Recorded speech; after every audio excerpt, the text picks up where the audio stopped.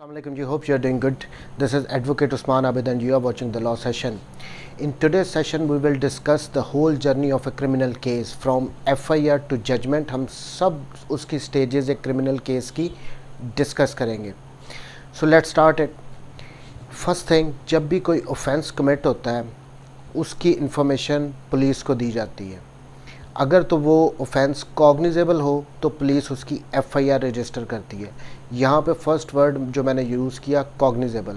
अब इसको समझते हैं. कॉग्निजेबल ऑफेंसेस वो होते हैं जिनमें पुलिस अरेस्ट कर सकती है विदाउट वारंट. ये डेफिनेशन दी गई है सीआरपीसी में. अब हमें कैसे पता लगेगा कि कोई ऑफेंस कॉग्निजेबल है या नॉन कॉग्निजेबल है? इसके लिए सीआरपीसी के एंड पे एक स्केड्यूल दिया हुआ है, स्केड्यूल 2. हमें उसका नॉलेज हमें होना चाहिए अगर तो हम क्रिमिनल साइड की प्रैक्टिस करना चाहते हैं. वो स्केड्यूल 2 में 8 कॉलम दिए गए हैं जिसमें फर्स्ट कॉलम में जितने भी पीपीसी में ऑफेंसेस बताए गए हैं वो सब होते हैं. फिर नेक्स्ट कॉलम में होता है कि क्या वो ऑफेंसेस कॉग्निजेबल हैं या नॉन कॉग्निजेबल हैं. उसके बाद आ जाता है, ये बताया जाता है नेक्स्ट कॉलम में कि वो बेलेबल हैं या नॉन बेलेबल हैं. फिर नेक्स्ट कॉलम में कंपाउंडेबल हैं या नॉन कंपाउंडेबल हैं.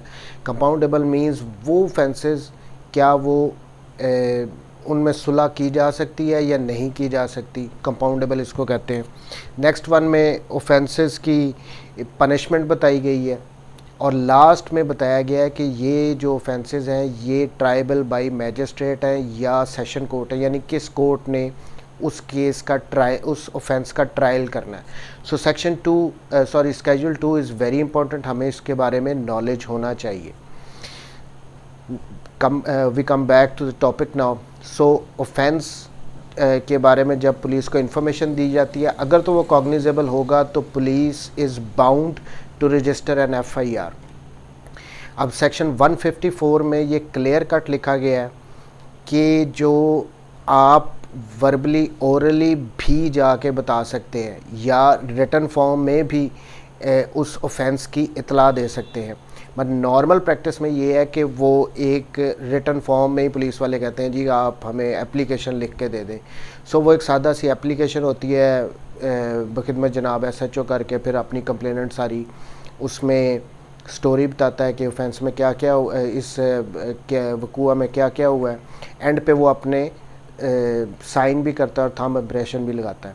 सो ये होती है एक सादा सी एप्लीकेशन आप देते हैं. 2 प्रैक्टिस में ये है, बट आप ओरली भी जाके कह सकते हैं, बता सकते हैं, इन्फॉर्मेशन दे सकते हैं. नेक्स्ट थिंग, अगर तो वो ऑफेंस कॉग्निजेबल होगा तो उसकी एफआईआर रजिस्टर की जाएगी. यहाँ पे अब एक और बात बता दूँ, अगर तो पुलिस वाले उस कॉग्निजेबल ऑफेंस की एफआईआर रजिस्टर नहीं कर रहे तो आपके पास क्या ऑप्शन है? पहली ऑप्शन तो इसके बाद नेक्स्ट स्टेप आता है, फिर डीएसपी को आप एप्लीकेशन देते हैं, फिर उसके बाद एसपी कंप्लेंट्स का जो होता है उसके पास आप एप्लीकेशन देते हैं. अगर फिर भी आपकी एफआईआर रजिस्टर नहीं की जाती तो आपके पास ऑप्शन बचती है, आप जस्टिस ऑफ पीस को, जो कि एडिशनल सेशन जजेस के पास इनकी पावर्स होती हैं, अपने इलाके के जस्टिस ऑफ पीस जो एडिशनल सेशन जज होगा उनको एक एप्लीकेशन देंगे, एक पिटिशन फाइल करेंगे under section 22A 22B for the registration of A case के हमारी इस हमारा ये अक्रंस हुई है, कॉग्निजेबल ऑफेंस है और पुलिस इस पे एफआईआर नहीं रजिस्टर कर रही. अगर तो वहाँ से फिर पुलिस से कमेंट्स बुलाकर उस पर कोर्ट अपना जस्टिस ऑफ पीस अपना ऑर्डर पास करती है.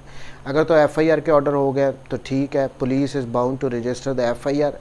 अगर जस्टिस ऑफ पीस आपसे एग्री नहीं होता और आपकी पिटीशन को डिसमिस कर दिया जाता है तो नेक्स्ट फॉरम है आपके पास to file a writ petition before concerned high court. आपके इलाके की जो हाई कोर्ट है उसमें आप एक रिट पिटीशन फाइल करते हैं. उसमें after hearing both the parties high court decide करती है कि वेदर डायरेक्शन देनी है एसएचओ कंसर्न पुलिस ऑफिसर को कि वो आपकी एफआईआर रजिस्टर करे या ना करे. जो भी होता है वो तो फैक्ट्स के लिहाज से हाई कोर्ट फैसला करती है. Now coming back to the topic, FIR register अगर हो जाती है, दूसरी सूरत यहाँ से पुलिस अपना इन्वेस्टिगेशन का आगाज़ कर सकती है. Straight away under section 156 police अपनी इन्वेस्टिगेशन का आगाज़ कर देती है। लेकिन एक बात और यहाँ पे मैं ऐड कर दूँ कि जैसे ही एफआईआर रजिस्टर होती है, अगर कोई बंदा समझता है कि उसे फॉल्सली इम्प्लीकेट किया गया है, उसने ये जुर्म नहीं किया, वो बेगुनाह है, वो इनोसेंट है और पुलिस उसको अरेस्ट करना चाहती है, तो वो अपने इलाके की उस जहाँ पे एफआईआर रजिस्टर हुई है वहाँ के कंसर्न्ड सेशन जज के पास अपनी प्री अरेस्ट बेल मूव करेगा। उसके बाद अगर तो वो वहाँ से उसकी प्री अरेस्ट बेल कंफर्म होती है तो वेल एंड गुड, अगर नहीं होती तो नेक्स्ट फॉरम हाई कोर्ट उसका बनता है। वहाँ पे उस ऑर्डर को चैलेंज फिर हाई कोर्ट में जाके प्री अरेस्ट बेल में फ़ाइल की जाती है। Now again coming back to the topic, FIR register हुई तो पुलिस अंडर सेक्शन 156 अपनी इन्वेस्टिगेशन का आगाज़ करती है। इस इन्वेस्टिगेशन का पर्पस ये होता है कि जो एविडेंस है उसको कलेक्ट किया जाए। उसके लिए पुलिस क्या करती है, straight away place of occurrence जो मौका होता है वहाँ पे जाती है। वहाँ पे जाके उसने जो कंप्लेनेंट है और उसके विटनेसेस हैं उनकी स्टेटमेंट्स रिकॉर्ड करती है अंडर सेक्शन 161। उसके अलावा जो कुछ भी वहाँ से रिकवरीज वगैरह उसने करनी होती हैं, फॉर इंस्टेंस अगर मर्डर का केस है, कोई फायरिंग वगैरह हुई है तो वो वहाँ पे अगर कोई खौल वगैरह है वो रिकवर करेगी। अगर कोई मर्डर हो गया और खून लगा हुआ है तो वो खून आलूद मिट्टी वगैरह वहाँ से कलेक्ट करेगी। उनके सैंपल्स वगैरह आगे उन्होंने भेजने होते हैं। सो वहाँ पे जाके पुलिस अपनी इन्वेस्टिगेशन करेगी। अब यहाँ पे एक बात और मैं क्लियर कर दूँ कि हमारे यहाँ कॉन्सेप्ट ये है कि जैसे ही एफआईआर लॉन्च होती है पुलिस जाके स्ट्रेट अवे कोशिश करती है अरेस्ट करने की एक्यूज़ को, मुल्ज़िम को। बट कानून में ऐसा कहीं नहीं लिखा। कानून में ये है कि अगर पुलिस को लगता है कि इतना सफिशेंट मटेरियल है, ये केस सच्चा है और इसकी कुछ रिकवरीज करनी है और इसको अरेस्ट करना ज़रूरी है, तो ही पुलिस को उसको अरेस्ट करना चाहिए। बट हमारे यहाँ प्रैक्टिस ये है पुलिस की कि वो स्ट्रेट अवे जैसे एफआईआर रजिस्टर करते हैं स्ट्रेट अवे मुल्ज़िम को अरेस्ट करने के लिए निकल पड़ते हैं। बट इन थ्योरी कानून में ये कहीं नहीं लिखा कि स्ट्रेट अवे आप ये काम शुरू कर दें। बट एनी हाउ, अगर ड्यूरिंग इन्वेस्टिगेशन जैसे एफआईआर रजिस्टर होती है मुल्ज़िम अरेस्ट हो जाता है, तो अरेस्ट होने के बाद with in 24 hours police is bound के उसको जो इलाका मजिस्ट्रेट है वहाँ का उसके पास पेश करे। अब ये जो 24 आवर्स का टाइम है इसके अंदर अंदर पुलिस ने बेसिकली अपनी इन्वेस्टिगेशन कंप्लीट करनी होती है, लेकिन नॉर्मल कोर्स में नहीं होती, तो मुख्तलिफ़ किस्म की रिकवरीज करनी होती हैं। But with in 24 hours police ने उसको पेश करना ही करना है मैजिस्ट्रेट के पास। जब मैजिस्ट्रेट के पास पेश करते हैं तो पुलिस वाले अपनी सारी अब तक की जो उन्होंने इन्वेस्टिगेशन की होती है वो पुलिस के सामने रखते हैं और एप्लीकेशन साथ ये देते हैं कि हमें इतने दिन का रिमांड दिया जाए। हमने फ़िज़िकल रिमांड इसका पुलिस जो है वो सीख करने के लिए एप्लीकेशन देती है। जो रिमांड है अंडर सेक्शन 167 मैजिस्ट्रेट देता है और मैक्सिमम 15 दिन का रिमांड दिया जा सकता है। अब पुलिस तो स्ट्रेट अवे 10 दिन या 15 दिन का टोटल अपना टाइम पीरियड का ही रिमांड क्लेम करती है, बट कभी भी मैजिस्ट्रेट स्ट्रेट अवे 10 दिन का या 15 दिन का या 14 दिन का 12 दिन का नहीं देते, वो 2-2 या 3-3 दिन का रिमांड देते हैं। अब उसमें जब रिमांड ख़त्म होता है, फॉर इंस्टेंस अगर 2 दिन का दिया गया है तो 2 दिन बाद पुलिस उसको दोबारा पेश करती है और उस दौरान पुलिस ने क्या इन्वेस्टिगेशन की है वो सब कुछ पुलिस को बताना पड़ता है मैजिस्ट्रेट को। अगर वो ऐसे ही नहीं नॉर्मल रूटीन में नहीं होता कि मैजिस्ट्रेट के पास आपने 3 दिन का आपको पुलिस को पहले रिमांड दिया गया था और 3 दिन के बाद उन्होंने किया कुछ भी नहीं और जाके फिर आगे रिमांड वो कहें मैजिस्ट्रेट साहब को कि मुझे दे दें, ऐसे नहीं होता। उनको बताना पड़ता है कि फ़र्दर रिमांड क्यों चाहिए और इस जो टाइम पीरियड था रिमांड का पिछले का उसमें उन्होंने क्या किया।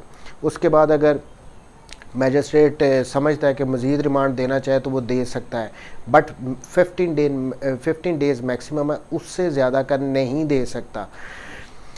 फॉर इंस्टेंस अब हमारे टॉपिक की तरफ आते हुए हम ये एज्यूम करते हैं कि 6 डेज़ का रिमांड दिया गया, उसके बाद फर्दर मैजिस्ट्रेट साहब को लगता है कि मज़ीद रिमांड की ज़रूरत नहीं है, तो क्या करती है मैजिस्ट्रेट उस मुल्ज़िम को जुडिशल रिमांड में जेल भेज देती है। जो फ़िज़िकल रिमांड होता है वो होता है जो कस्टडी है मुलज़िम की, उसकी बॉडी की, वो पुलिस को दी जाती है, जबकि जब जुडिशल रिमांड होता है उसमें जो कस्टडी है वो मुलज़िम की वो जेल में दे दी जाती है, वो जुडिशल कस्टडी में होता है। यहाँ तक अब रिमांड हमारा क्लियर हो गया। अब जो आईओ इन्वेस्टिगेशन करता है उसने एज सुन एज़ पॉसिबल अपनी इन्वेस्टिगेशन को कंप्लीट करना होता है, और वो अपनी जो भी रिकॉर्ड होता है इन्वेस्टिगेशन का वो एसएचओ को देता है, और एसएचओ एक चालान उस रिपोर्ट पे, उस एविडेंस जो भी कलेक्ट किए हैं उनकी बुनियाद पे बनाता है। अब इससे ये जो प्रोसीजर है, जो चालान बनाना है अंडर सेक्शन 173, ये क्लियर कट लिखा हुआ है कि within 14 days from the date of registration of FIR ये चालान कोर्ट में सबमिट करवाना है। बट नॉर्मली इतना नहीं होता, इन्वेस्टिगेशन वगैरह कंप्लीट नहीं होती, लेकिन कानून ये है कि विद इन 14 डेज़ आपने जमा करवाना है कोर्ट में थ्रू पब्लिक प्रोसिक्यूटर, और अगर आप नहीं करवाते तो विद इन 3 डेज़ आपने एक इंटरम रिपोर्ट, एक इंटरम चालान जमा करवाना है, ताकि कोर्ट उसकी बेसिस पे जितनी भी एविडेंस इकट्ठी हुई हैं उनकी बेसिस पे ट्रायल शुरू करे। लेकिन कोर्ट अदरवाइज़ भी सोच सकती है कि नहीं, अभी पूरी इन्वेस्टिगेशन हो जाए, कंप्लीट चालान आ जाए, उसके बाद ट्रायल शुरू करेंगे, ये कोर्ट की डिस्क्रिशन है।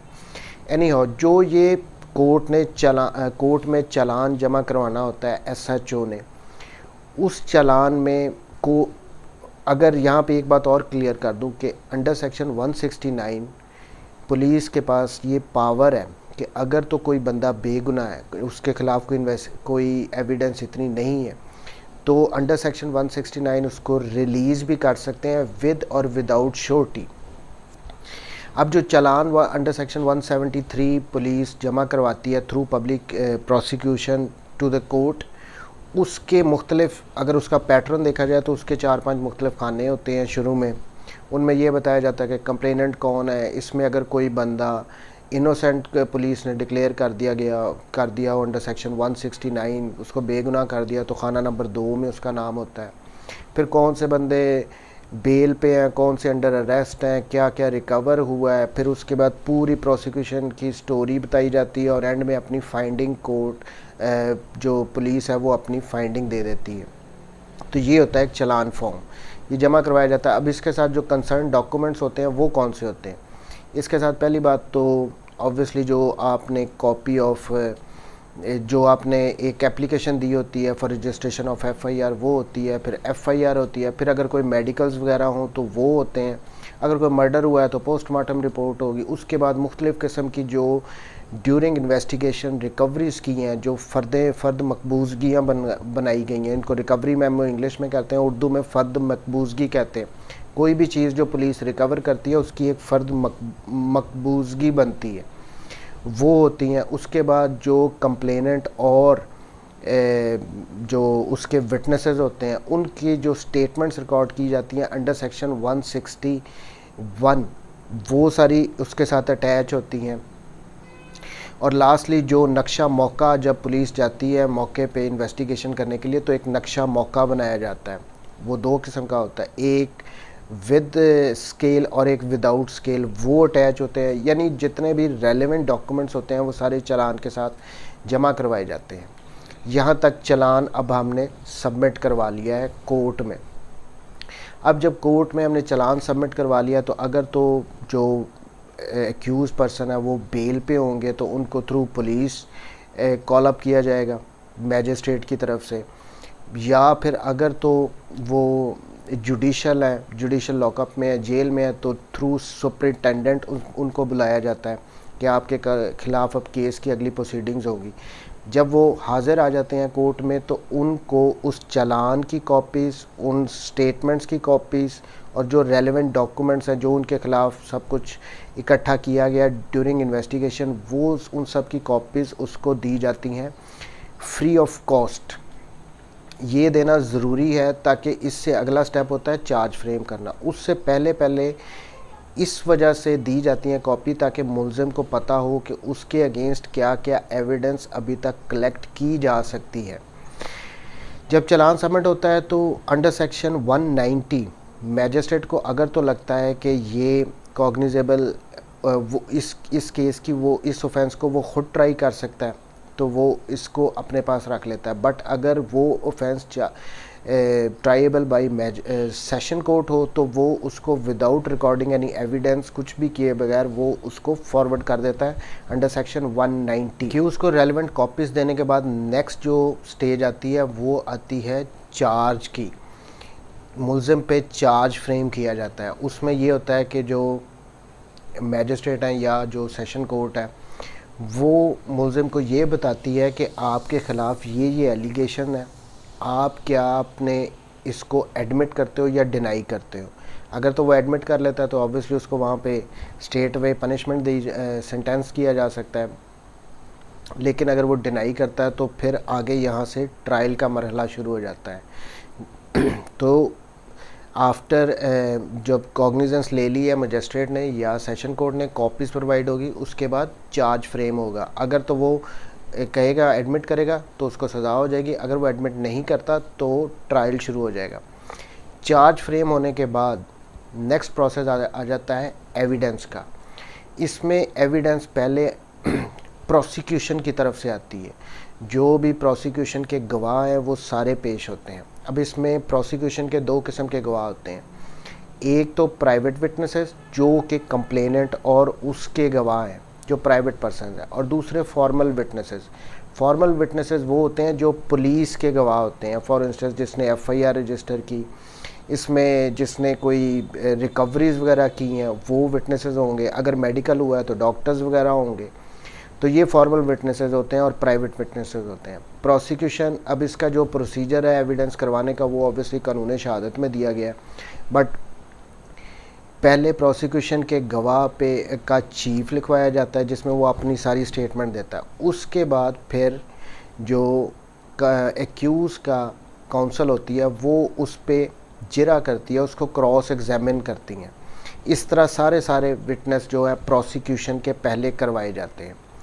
प्रोसिक्यूशन की जब विटनेसेस कंप्लीट हो जाते हैं, formal and private all of them, सब की एविडेंस रिकॉर्ड हो गई है, उसके बाद जो नेक्स्ट स्टेज आती है वो होती है एक्यूज़ का बयान अंडर सेक्शन 342। अब ये क्या बयान होता है? अब जो 4 स्टेज पे सिर्फ एलिगेशंस कोर्ट की तरफ से बताया जाता है कि ये सवाल किया जाता है कि ये एलिगेशन है, क्या आप मानते हैं या नहीं मानते। लेकिन under section 342 after closing the evidence of the prosecution एक सवालनामा दिया जाता है एक्यूज़ को। उसमें जो कुछ भी एविडेंस में और सब जो उसके ख़िलाफ़ पीछे एविडेंस आ चुकी है वो हर से रिलेटेड क्वेश्चंस पूछे जाते हैं कि आप इन सब के बारे में क्या कहते हो। नॉर्मल प्रैक्टिस में तो ये है कि जो वकला हैं वो ही इन आंसर्स का जवाब देते हैं, एक्यूज़ खुद नहीं देता, बट एक्यूज़ की तरफ से ही होता है। अब ये एक सवालनामा होता है। इसमें जो मोस्ट इम्पॉर्टेंट क्वेश्चंस होते हैं वो ये होते हैं कि why this case against you, आपके ख़िलाफ़ झूठा क्यों केस बनाया गया, या आपके ख़िलाफ़ जो गवाही दे रहे हैं विटनेसेस वो क्यों झूठी गवाही दे रहे हैं जो कंप्लेनेंट के विटनेसेस हैं। तो इस किस्म के क्वेश्चंस होते हैं। एक क्वेश्चन उसमें ये भी होता है कि आप क्या हलफ पे अपनी गवाही देना चाहोगे। अगर तो यहाँ पे एक्यूज़ यस कर देता है कि मैं देना चाहता हूँ गवाही, तो वो under section 340 sub section 2 appear होता है बॉक्स में और अपनी स्टेटमेंट ऑन ओथ देता है, जिस पे जो प्रोसिक्यूशन की काउंसिल होते हैं, जो उनके वकला होते हैं, वो फिर एक्यूज़ पे जिरा का राइट रखते हैं, उसको क्रॉस एग्जामिन कर सकते हैं, उससे सवाल जवाब कर सकते हैं। और दूसरी बात यहाँ पे एक ये भी अंडर सेक्शन 342 पूछी जाती है कि क्या आप अपने डिफेंस में कोई डॉक्यूमेंट्स वगैरह कोई एविडेंस देना चाहते हो, कोई और विटनेसेस को लाना चाहते हो। तो अगर तो वो एक्यूज़ कहता है यस मैं ये डॉक्यूमेंट्स देना चाहता हूँ या ये मैं अपने गवाहों को लाना चाहता हूँ, तो कोर्ट उन गवाहों को भी बुलाती है और उसी तरह पहले वो चीफ रिकॉर्ड करेंगे और फिर उस पर प्रोसिक्यूशन अपनी क्रॉस एग्जामिन करेगी, उनको उन पे जिरा करेगी। 342 की स्टेटमेंट होने के बाद जो है फिर आता है इस नेक्स्ट स्टेज आर्गूमेंट्स की। कोर्ट्स की तरफ से दोनों साइड्स की तरफ से, प्रोसिक्यूशन और एक्यूज साइड से, उनकी काउंसिल जो है वो फिर बहस करते हैं, आर्गूमेंट्स देते हैं सारे केस से रिलेटेड। और उसके बाद जो नेक्स्ट स्टेज आती है वो जजमेंट की आती है, फिर कोर्ट अपना फैसला सुनाती है। ये था total journey of a criminal case from FIR to judgment. FIR record हुई, उसके बाद पुलिस इन्वेस्टिगेशन शुरू कर देती है। इन्वेस्टिगेशन शुरू होने के बाद फिर चालान सबमिट किया जाता है। चालान सबमिट होने के बाद अगर तो मैजिस्ट्रेट से ट्रायबल हो तो वो ट्राई करेगा, अदरवाइज सेशन को भेज देगा। फिर नेक्स्ट स्टेज आती है चार्ज फ्रेम की। चार्ज फ्रेम होने के बाद एविडेंस कॉल होती है। एविडेंस कॉल होने के बाद 342 की स्टेटमेंट होती है। उसके बाद आर्गूमेंट्स होते हैं और फिर जजमेंट प्रोनाउंस होती है। अब यहाँ पे मैं एक बात और ऐड कर दूँ, मैं मिस कर गया हूँ। जैसे ही कोई भी एक्यूज़ जुडिशल रिमांड पे जेल भेजा जाता है, यानी जब भी मैजिस्ट्रेट ने समझा कि इसको मज़ीद रिमांड देने की ज़रूरत नहीं है और इसको जेल में भेज दिया जाए, उसके बाद किसी भी वक्त अंडर सेक्शन 497 वो accuse post arrest bell file कर सकता है। ये उसके पास होती है ऑप्शन कि वो जब भी चाहे ट्रायल में उसी वक्त कर दे, जुडिशल होने के अगले दिन कर दे, उसी दिन कर दे, गवाहियों की स्टेज पे करे, जिस भी स्टेज पे वो करना चाहे वो कर सकता है। अब यहाँ पे ये प्री अरेस्ट बेल जो होती है वो हमेशा ऑलवेज सेशन जज के पास फाइल की जाती है, बट जो प्रोटेक्टिव बेल है वो हमेशा हाई कोर्ट में फ़ाइल की जाती है, ये हमें याद रखना है। और जो पोस्ट अरेस्ट बेल है वो तो अगर तो जो ऑफेंस है वो ट्राइएबल बाय मैजिस्ट्रेट होगा, हमने स्केड्यूल 2 को देखना है। अगर तो वो ट्राइएबल बाय मैजिस्ट्रेट होगा तो वो मैजिस्ट्रेट के पास फाइल की जाएगी। अगर वो बेल अलाउ नहीं करते तो फिर आप सेशन पे जाते हो, अगर वहाँ से भी अलाउ नहीं होती तो फिर आप हाई कोर्ट में जाते हैं। तो पोस्ट अरेस्ट हमेशा हमने वो स्केड्यूल 2 के हिसाब से देखना है। अगर तो मैजिस्ट्रेट ने ट्राई करना है तो वहाँ फाइल करनी है। अगर डायरेक्ट सेशन का केस है, जैसे मर्डर केस है, उसकी पोस्ट अरेस्ट बेल हम सेशन कोर्ट में ही फ़ाइल करेंगे, हम मैजिस्ट्रेट के पास नहीं फ़ाइल करेंगे। अब ये मैंने अभी तक जो व्यू दिया था, सारा ये जो जर्नी एक्सप्लेन की है, ये एक जनरल जर्नी मैंने बताई है। बट हमारे सीआरपीसी में 2 किस्म के ट्रायल बताए गए, एक मैजिस्ट्रेट का और एक सेशन का। इनके दोनों प्रोसीजर्स अलग-अलग सेक्शन में बताए गए हैं। For instance section 241 to 249A ये रिलेट कर रहे हैं, जो प्रोसीजर बता रहे हैं मैजिस्ट्रेट के ट्रायल का, जो ऑफेंसेस का उसने ट्राई करना है। और सेक्शन 265A टू 265N ये सेक्शंस बता रहे हैं पूरा प्रोसीजर जो सेशन कोर्ट ने ट्राई करना है। अब ये ऑलमोस्ट सेम है, सेक्शन सेपरेट दिए गए हैं, कुछ अगर एक भी किया जाए तो कोई ऐसा हर्ज नहीं है, बट ये एक सेपरेट सेक्शंस दिए गए हैं, बट ऑलमोस्ट सेम यही प्रोसीजर है। सिर्फ 1-2 छोटे डिफरेंसेस हैं। लाइक अब मैजिस्ट्रेट का जो ट्रायल होता है उसमें कहीं भी ये प्रोविज़न नहीं है कि after recording the statement of accused under section 342 कोई आर्गूमेंट्स भी पार्टीज़ के काउंसिल करेंगे। बट जो सेशन ट्रायल के सेक्शन है 265 उसमें स्पेसिफिकली एक सेक्शन दे दिया गया है कि आर्गूमेंट्स काउंसल्स करेंगे। सो इसी तरह के छोटे डिफरेंसेस हैं, वो भी ज़्यादा नहीं, 2-3 ही हैं। एक तो मैंने बता दिया। अब ये जो आर्गूमेंट्स हैं मैजिस्ट्रेट कोर्ट्स में भी किए जाते हैं 265 की सेशन ट्रायल को ही फॉलो करके।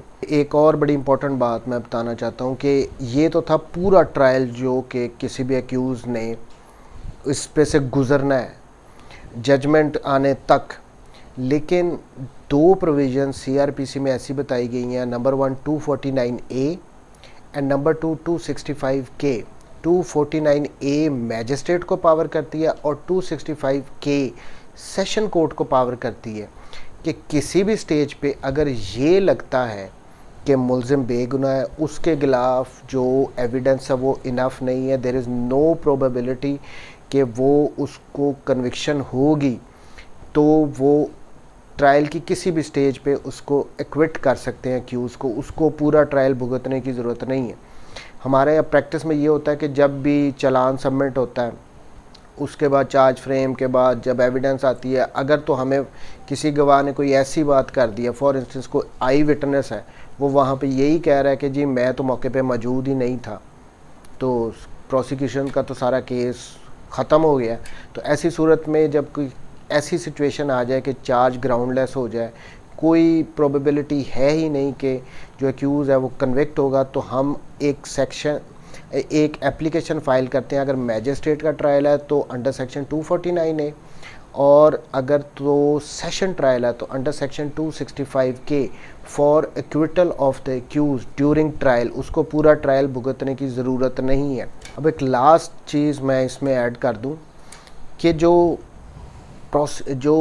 क्रिमिनल केस होता है, ये हमने हमेशा याद रखना है कि जो कुछ भी अलेज कर रहा है कंप्लेनेंट या प्रोसिक्यूशन, जो भी अलेज कर रही, वो उन्होंने साबित करना है, वो उन्होंने प्रूव करना है।